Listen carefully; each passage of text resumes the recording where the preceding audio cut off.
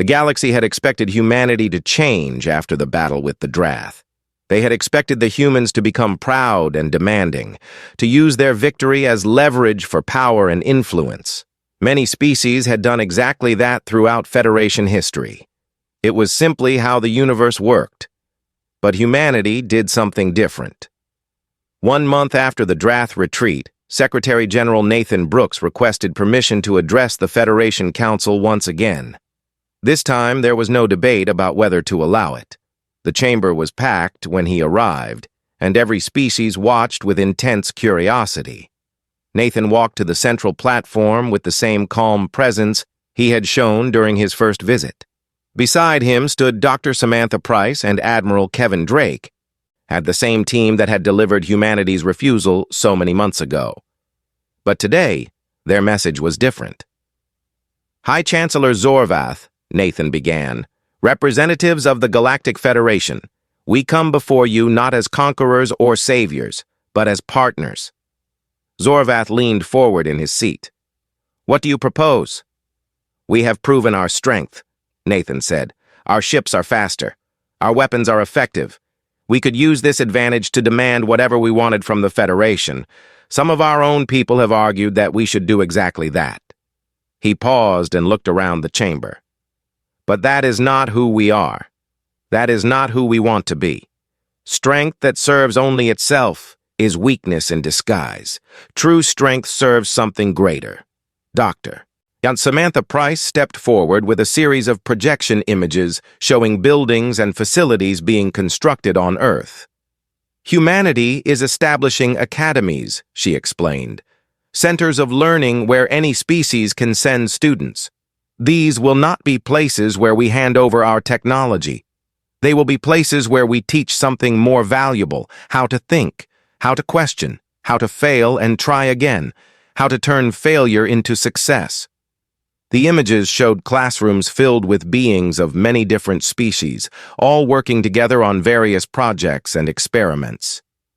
We want to share our philosophy of progress, Samantha continued, not our products, but our process.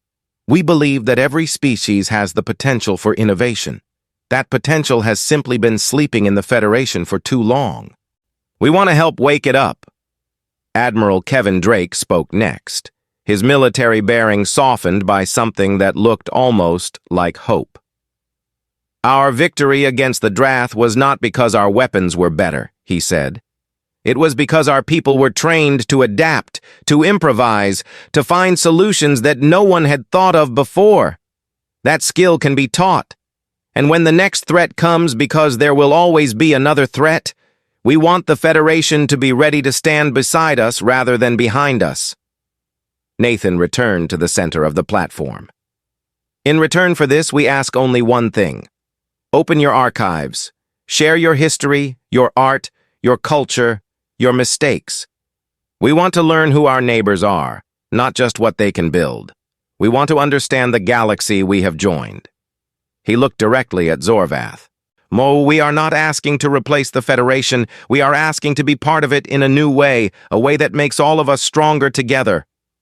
The chamber was silent for a long moment.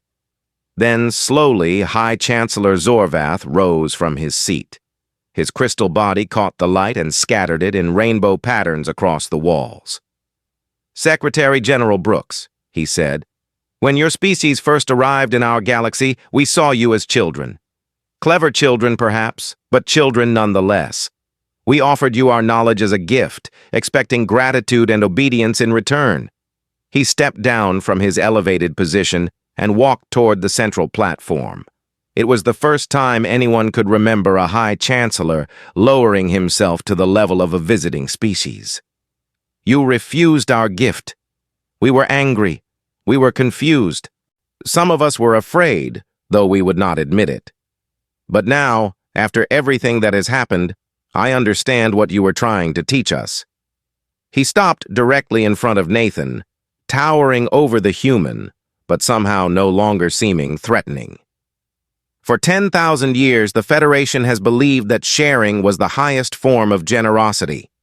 We gave freely, expecting nothing in return except loyalty and cooperation. We never considered that our gifts might be a form of control.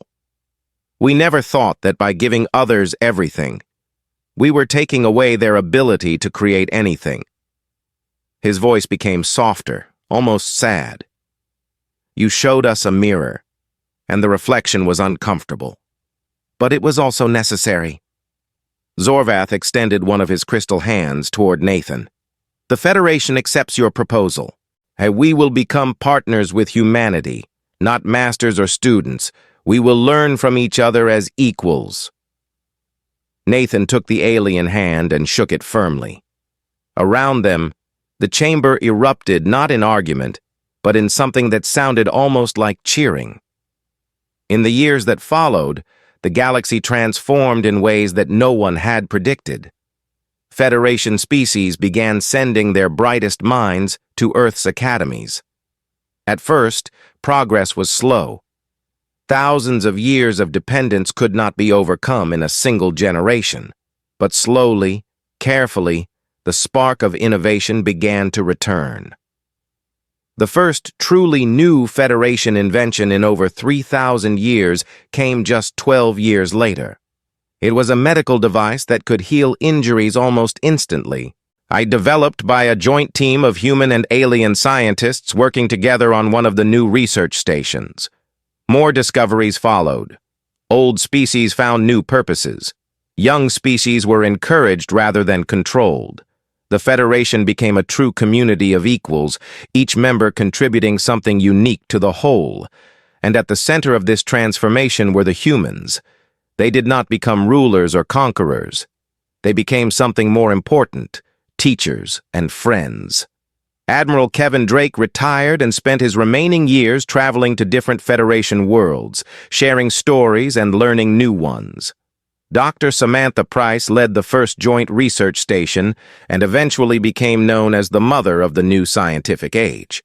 Secretary General Nathan Brooks served 2 more terms before passing leadership to a new generation that he had helped to inspire.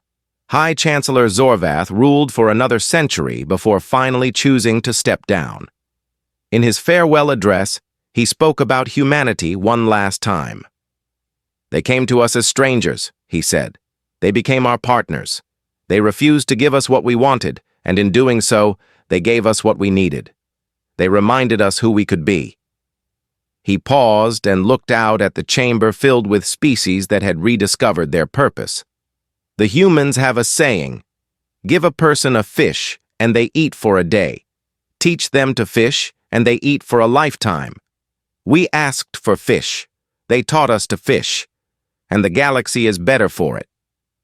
Far away on a small blue planet circling an ordinary yellow star, humanity continued doing what they had always done best. They dreamed, they questioned, they failed, and tried again. And the universe, once silent and cold, grew a little brighter because of it.